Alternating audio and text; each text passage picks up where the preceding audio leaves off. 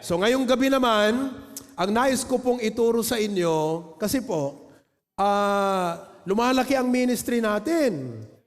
At hindi pagkakahulugan na pag ang ministry lumalaki, lumalakas. Alam ko, there is strength in numbers. Pero kung hindi alam gawin, hindi alam ng mga membro, ang dapat nilang gawin, kahit dumami, hindi lumalakas, dumadami lang. Sana po, hindi lang tayo dumadami. Lumalakas tayo, amen? Paano tayo lumalakas? Isa sa mga nakakapagpalakas ng pananampalataya at ng gawain at ang church ay panalangin. So I would like to talk to you tonight. I hope God will convict and convince all of us to be a part of this. The title of our lesson tonight, Intercessory Prayer, is standing in the gap for others. Is standing in the gap for others. Okay? Praise God. Kopyahin nyo mga kapatid. Kopyahin nyo. So, intercessory prayer is standing in the gap for others. Let us read 1 Timothy chapter 2, 1-4. Let's all stand together to give honor to the reading of God's word. 1 Timothy chapter 2, verses 1-4. Okay? If you have found it, say aloud, Amen. All right. Praise God. 1-4, everybody, let's read together. All right? Ready, go. I exhort, therefore, that, first of all, supplications, prayers, intercessions, and giving of thanks be made for all men, for kings and for all that are in authority, that we may lead a quiet and peaceable life in all godliness and honesty. For this is good and acceptable in the sight of God our Savior, who will have all men to be saved and to come unto the knowledge of the truth. Heavenly Father, we come to you with thanksgiving and praise. I just stated a reality na marami pong churches ang dumadami pero hindi lumalakas. Panginoon, nais namin that in accordance to the principles of your word, we do not only dumadami, kundi lumalakas habang dumadami. At ito po ang isa sa mga itinuro po ninyo sa inyong salita na prinsipyo o batas na makakapagpalakas sa amin, individually and corporately. Bless as I discuss the message tonight in Jesus' name. Amen. Be seated, please. At the end of this lesson, however I discuss this, details, depth, and all, my prayer is, after the lesson, lahat po tayo ay makiisa sa pananalangin para sa bawat isa. Number 2, na pag tayo po ay dumako dito sa prayer meeting at during the prayer time, when all of the prayer requests are flashed on the screen, you do not talk to each other. You do not just pray for yourself, but you literally pray for all of those flashed on the screen. Number 3, at the end of this lesson, however I discuss it, the depth, and however, mga kapatid, sana ay may ilan sa atin, kung hindi lahat tayo, ay matouch na isa sa mga i-include mo na sistema for next year, i-revive mo ang iyong prayer diary. Many of us have started prayer diaries in the past. It is stopped for whatever reason. But my prayer is through this lesson, some of us will go home and coming up to the next year, i-revive natin the prayer list. Prayer diary is prayer list. Notebook nga dadjay tinagnagan ket nakaisurat ti utang. Ay, hindi po yun prayer diary. Oo. Isurat mo dagiti kakabsat, ni pastor ket aming kasapulan, and you schedule a day to pray for a category of people. All of God's people say? Okay. Reading from the text, the word is intercession. My outline is very simple. What is my outline? Alam ng mga preachers class students ko. What? Why? How? Pero may i-include ako sa pang-apat. Who? Who? What? Why? How? Who? Okay, number 1. What is intercessory prayer? Before we get into that, gusto kong ma-realize natin, do you care for others? As your seatmate, do you care for others? Brethren, listen. One of the reasons why the devil will fill in busyness in your schedule, so you have no time to care for others. Busyness must never be a distraction in your life. Never. No agbalbalinan nga ti busyness is keeping you. Dete han nakamutten nga nakakit ko sa unan. Han nakamutten nga dete ikanen iti gundaway nga maaramid mo ti rebengem nga para ti Apo. You need to reevaluate your life. Hello. Kaslalugan na asukan kakabsat. Ingkamot pa check up na. Reevaluate. So, one of the reasons why the devil wants to keep you very, very, very busy about your cares of this life, pagka kumikuman tibiyag, is you have no time to care for others. So listen to me. Every one of us must care for others. The struggling believer, di kita marigrigatan nga kakabsat ti Apo. Sinupay, new Christian. We should also care for the pastor. We should care for leaders. For bereaved families, di kita nagpasina, nagminatay, those who are grieving. And listen to me, these people have problems, and this is God. Do you know what Ezekiel chapter 22 verse 30 says? Someone should stand in the gap.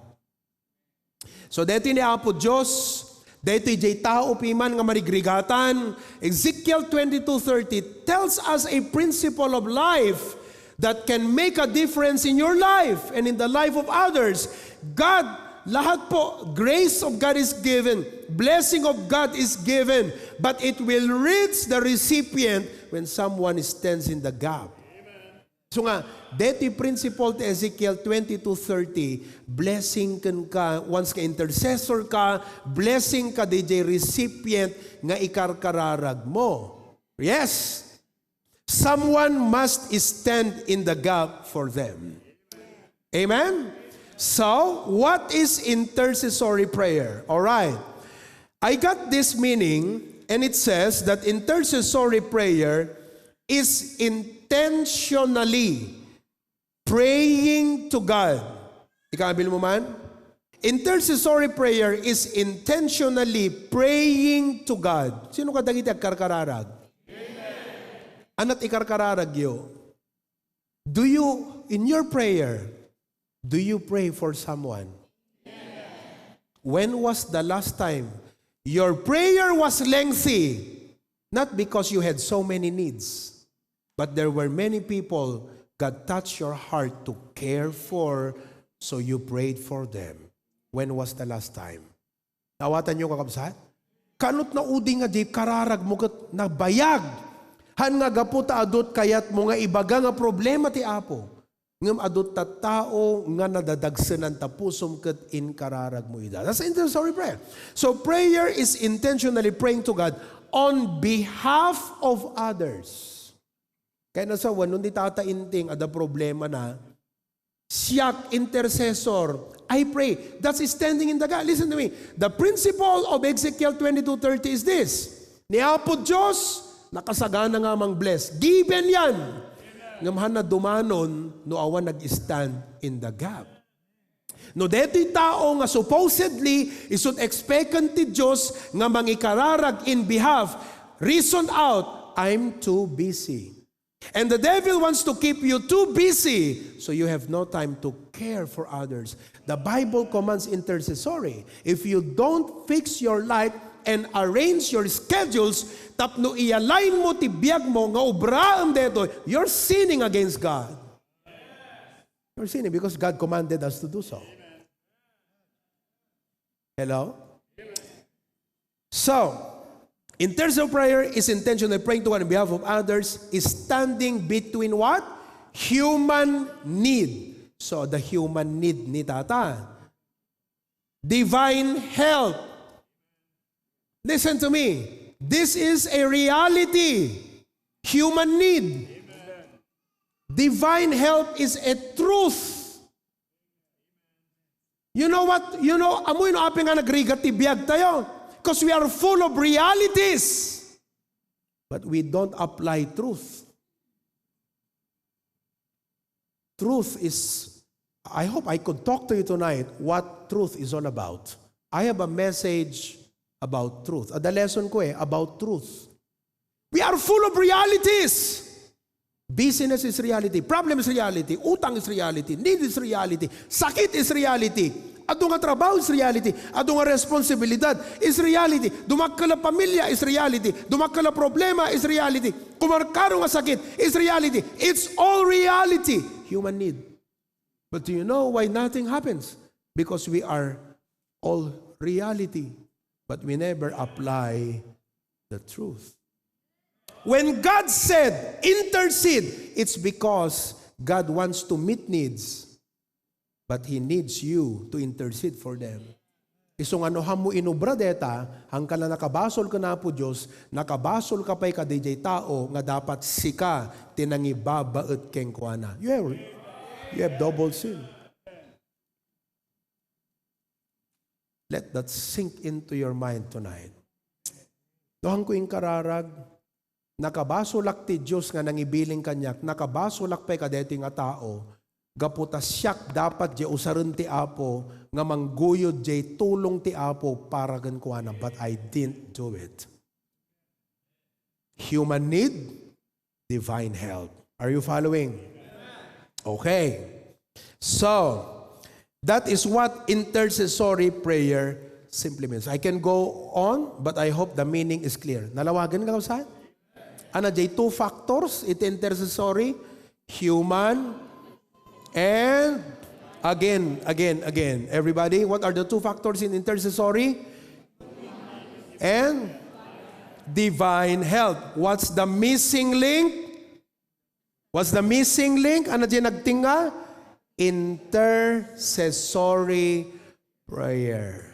Because you are praying in behalf of human need to get divine help. Wow. Wow. That is intercessory prayer. Now, next. Why? Why intercessory prayer? Why? Apay nga dapat hamugong ko na nga haang kumasango. Because that's not a good reply. That's not a good response. That's not a good reaction. When a message like this is preached and you just say and dismiss it like that, hang kumasango, awan tiyempo. Why you should not say that? Because number one, God commanded it. God commanded it. The verse is very clear. Let's read again. 1 Timothy chapter 2 verse 1. Surat yun. I exhort therefore that first of all supplications, prayers, intercessions, and giving of thanks be made. That is a command. God is telling you, you should intercede. Sikat atasak ita kung nati Apo nga mangikararag ka dito. So ako nakada ka itay, noham mo inaramid kakabsat, nakabasol ka na po Diyos nga nangibagakan ka, nakabasol ka pa ka DJ tao nga dim na pupuutan. Kasi hammo inaramid DJ maipaay king kuana, that's your intercessory work. Hello. That's how it works. That's a biblical law. That is God's law. God is saying, I'm going to help him, but I need someone to pray for him. And who is that someone? You, me. And that's why he commanded you, all right, all of you, intercede. All of us, young people, adults, all of us, we need to intercede. Tatang ko na, ni pastor lang ni kat pastor tinang ibagaan na lang deta kakabsat. Amin tayo. If your mind believes that only for pastors, you'll really not do it. You have to change your mindset. Intercessory prayer is not just the work of the pastor. We are commanded imbilin ti apo kakabsat. Nga gintercede tayo. Amen. Kunam, that's not my ministry. It's everyone's duty. It's everyone's duty. Whether you are a father or a mother, a busy person, a young person, it's your duty. That's why I'm telling you this. Listen to me now. How should you respond to it? Nung naawatam kakabsat, umuna ti amin, masapul nga tapanunot mo, malawlawagan ka. Do you remember the principles I taught you in Batak? The 4 principles how to be a good doer. Number 1, mirror principle. Agsarming ka. Ijay sarming makitam no anat dapat ayusum iti bagbagim. So when the pastor is preaching, mirror principle, kita no anat problema king ka. Tatan nakitam jay problema, di ka mo't inayos. So you did not pass the mirror principle. Kasi ti purpose ti mirror principle, agsarming ka, dap tumakitam ti problema, for the purpose of what?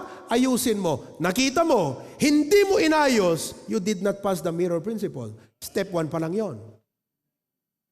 That's James chapter 1. Looketh at a glass, the Bible says. The second principle is what? Intentionality principle. Nakita mo nagpaiso ti problema. You were willing to confront it. Ngam di ka mat in-integrate yan ti biyag mo dayjay. You have no intention of doing it. What you should do is, nangagam ti intercessory, this is the reality of your life, you're a busy person, you're a busy mom, you're a busy dad, you're a busy husband, you're a busy wife, you're a busy student, but you don't dismiss the truth. Integrate it. Ayusam di biyag mo, tapno maiplastar mo di imbaga ti apo kang ka, ijay biyag mo. That's intentionality principle. If you don't do it, you're sinning against God. Parigatan nga parigatan ti biyag mo. Kasi handa kay kanti apo ti banag nga mang padagsen king ka. Inik ka na kay ti banag, tapno urnusam ta biyag mo, tapno ubram di imbaga nagang ka. That's intentionality principle. The third principle in how to be a good doer is what? Action principle. At the plano mon. You know how to integrate it. Suddenly problems arise. So between intentionality principle and action principle are obstacles. Then you come out with excuses. No kaano nga na plano mo ti agtights, bigla nga nagsakit di anak mo, di aggastos ka manen. Kaano nga na plano mo nga agpersprutak ko na, bigla kakabsat nga nagkaroon ti dakkel nga problema, di aggastos ka manen.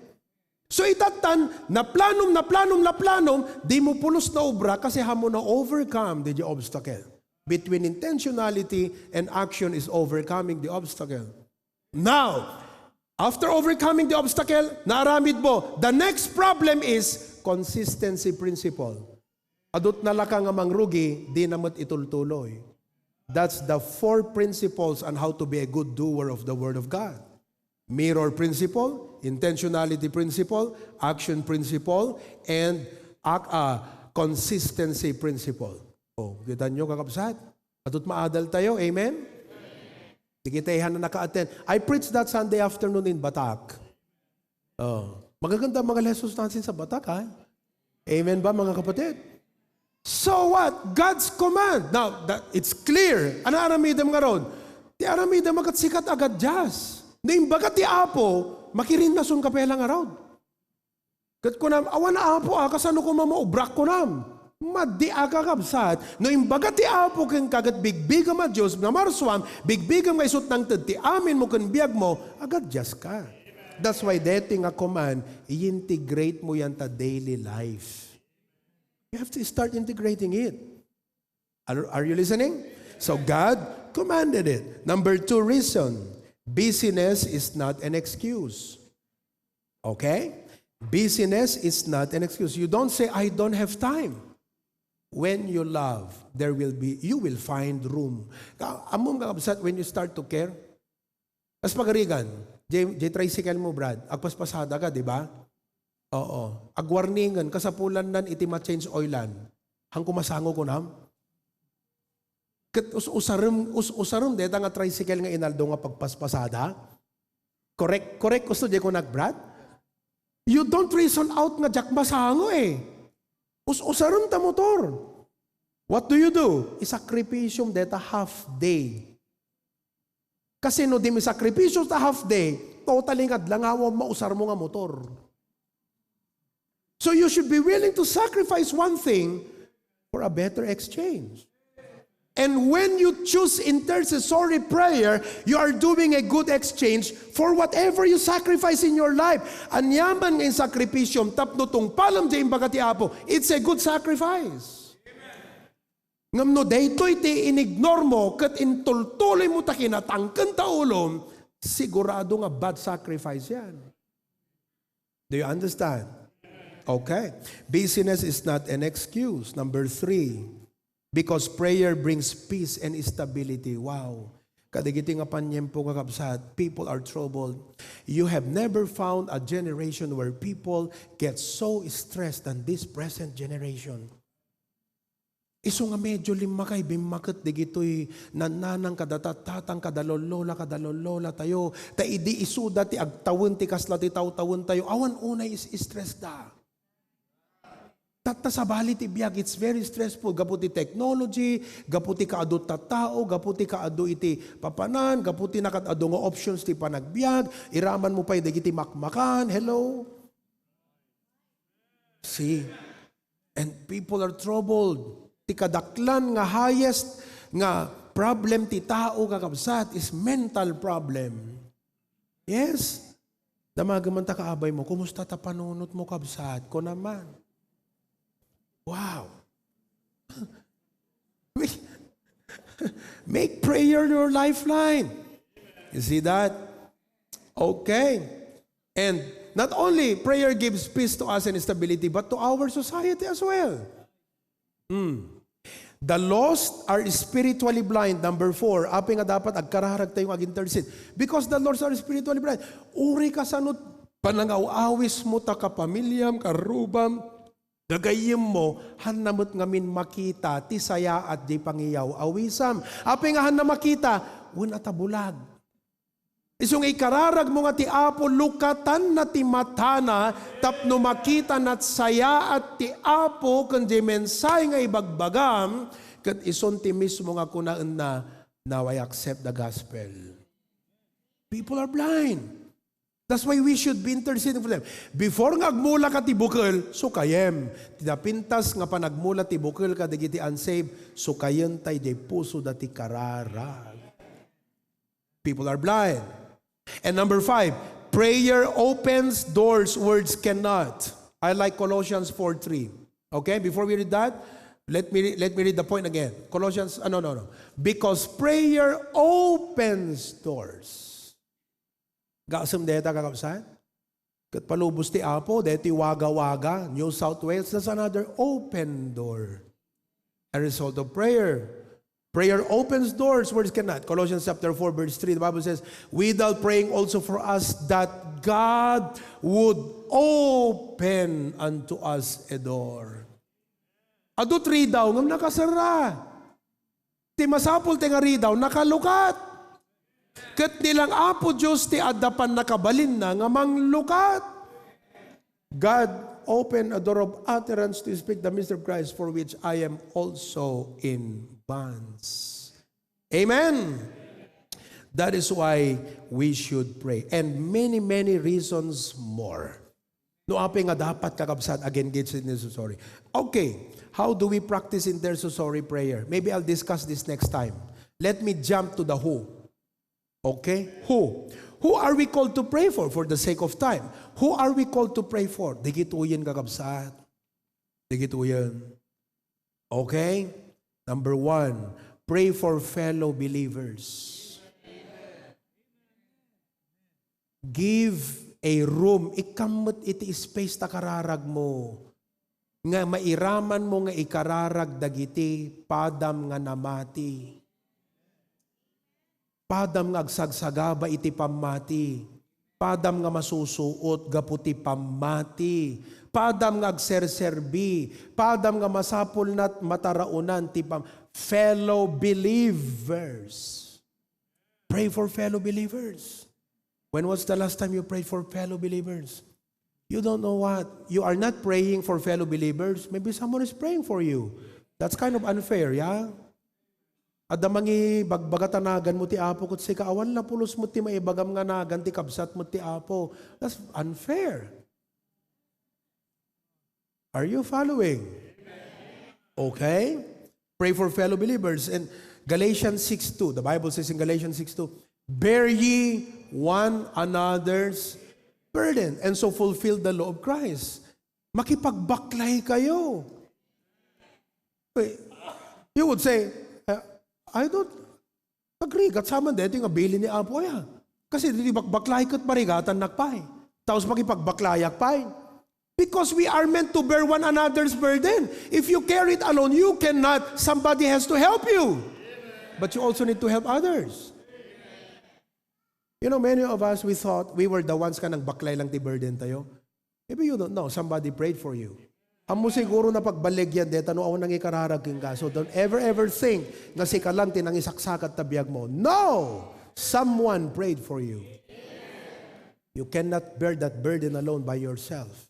Someone prayed for you. Bagaman ta kaabay mo, adamang ikarkararagkan ka, amo lang ammo. Amen. Praise God for that. And I know sometimes, makita tayo, di kakabsat ti Apo, kas lang okay da. Di ba? They look okay, they look strong. That's how they look. Hamu-amu no anyamot, digiti battles da, nga hamu makit-kita ti biyag. Because everyone is fighting a battle you know nothing about. Kit-kitak ni tata inting, nakirid, ngam detail lang amu no anamot para parikot na di balay da. Oh, makitak ni Brother Anton, agisem-isem, dim lang amumuti pagmulmulinglingan na no, da di balay da. Ni Brother Jonal, di ba? Agngiit-ngiit, pero di mo lang amo no, anamot iti paglidlidayan na nogmay-may sa. You see? That's why you don't just say, they look okay. You don't know what they're fighting, the battles they fight every day. That's why it pays to just pray for brethren. Awan ti makuna nga napigsa nga kaya na't sarili na. The verse is a principle that says you can't do it alone. Someone has to help you. That's the implication of the verse. Bear one another's burden. Kaya nasawan, hamo kaya nga si kalang ada dapat pang tulong ka. So agtitinulong tayo, babaan ti kararag. Mabaling nga digiti kakabsat, hamo mang mangag nga agkom-complain, ngam din lang amumot no, agmay-may sa. Amen? Oh, kas lang capable da nga mang-handle ka, digiti buko da nga problema, but don't ever believe that. That's a reality that you see. But the truth is far from, the truth is different. Because the truth says, bear one another's burden. What does that mean? If you have a burden, you can't do it alone. Someone has to help you bear that burden. Deta ti law and principle of God. Isong ulitik manen, no di pa nagkunayo kakabsat, na-achieve yu, di kita nga balegi yu, di kita nga successes yu, gaputan nagagot kayo, parte na deta kakabsat. Ngam laglagi po yung, hala nga sikat ng ibaklay deta problema. Hala nga sikat ng ibaklay deta nga banag ti panagbiag. Adalakat timbulong babaan ti panang ikararag na ka. Hindi pwede eh. Yan ang rule ng Panginoon eh. Bear one another's burden. Number 2, pray for new believers.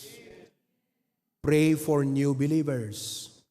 You know, one of the things in our heart that we need to develop is a heart for new believers. For the new believers. Digiti kabbarong umay makigimgimong. Oh, tumakderman digitay all around, all over the place, lahat ng sanctuaries natin. Tumakderman digitay Ita lang taon 2025 nga narugyan na ti imay diti kapilya. So magmamano adada so magmamano ita karabi. Come on. Ita lang 2025 yo. Yes. Yes. See? See that? See that? Praise God. See? Pray for new believers. Na-savedan, yes. Namhanga isot nagpatinggaan ti Apo ti biyagda. Isupelat ng rugyan ti Apo. And listen to me. Nalakapela ang nga maaloko ni Satanas ni gito. Nalakada pela nga maupay. Nalaka ma-discourage. Nalaka nga mapundi. Nalaka nga maawanan ti pusong agpatpatuloy. That's why we need to pray for our new believers. Care group leaders, that's what you ought to do for every member in your group. You may not be able to do it daily, but set aside a schedule to intercede for them.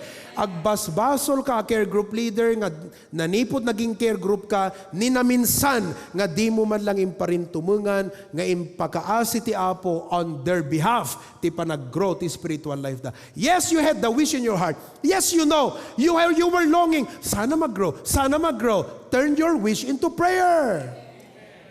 I know many of us were wishing. We know how it should be done. But we should pray for them. Pray for new believers. Number 3, pray for pastors and spiritual leaders. Pray for pastors and spiritual leaders. Ephesians chapter 6 verses 19 to 20. Wow. And for me, sabi ni Apostol Pablo, that utterance may be given unto me that I may open. You know, he was saying, pray in verse 18, all supplication. Then he continued to 19. Agkararag kayo kung na di 18. Sana ko na di 19, kastamot kanyak ko na. Ikararagandak, that utterance may be given unto me and open my mouth boldly. Awan kumat makaigawid kanyak tapno ibagak ti kinapudno, tat kay kinapudno, isot kasapulan nga mga ganti tao, awan dapat makabangtaldeng jengiwat ko kunana. Ikararagdak, to make known the mystery of the gospel. Pastors preach about faith and they encourage your faith.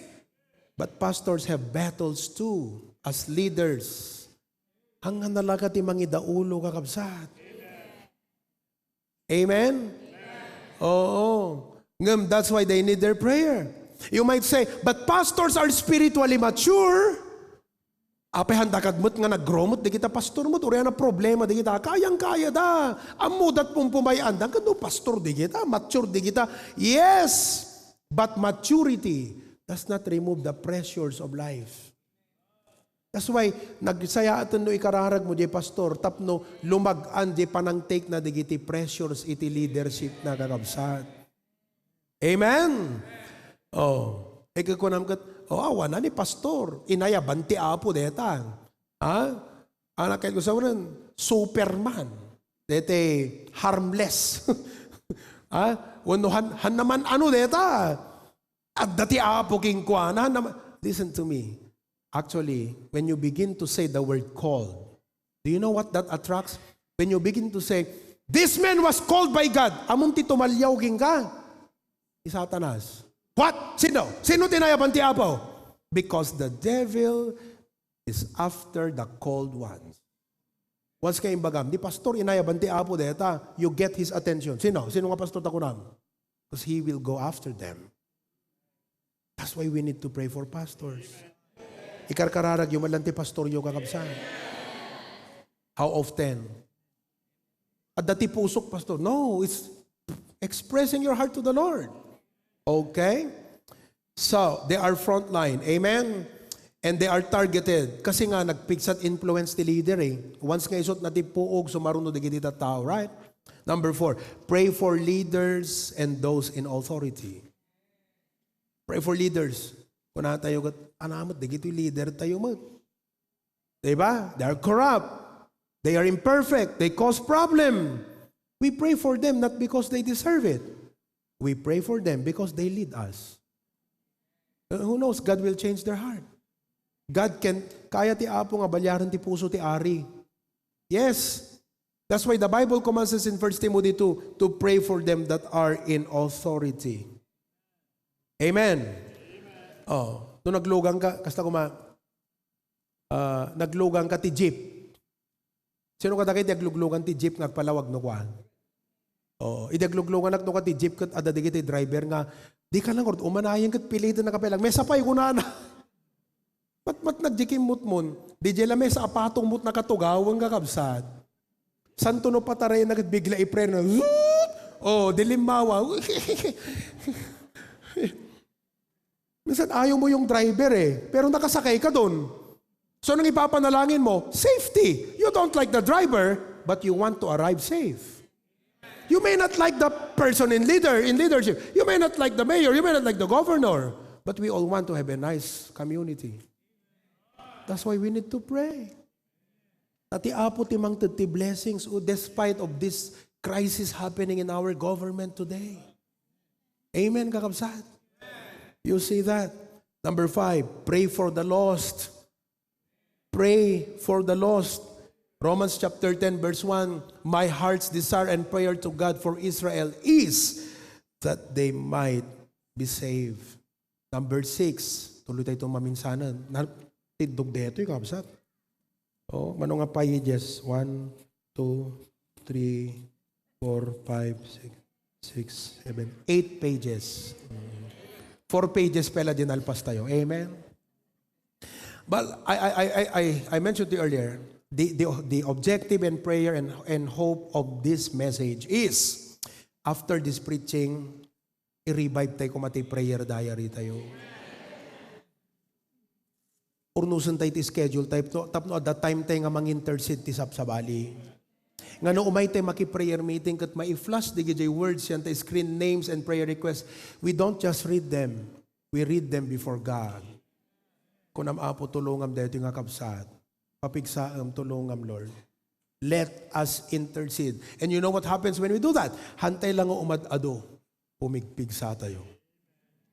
Kaya chumatla ti church ka na pigsa kakapsat. Apay, uwan ata agkarkararag tayo. Babandi kararag agpipin na pigsa tayo. Amen? Kaya't mo't pigsa, kung naman kingkwana. Kaya't mo't pigsa, Tagalogin mo, gusto mo bang magkapigsa?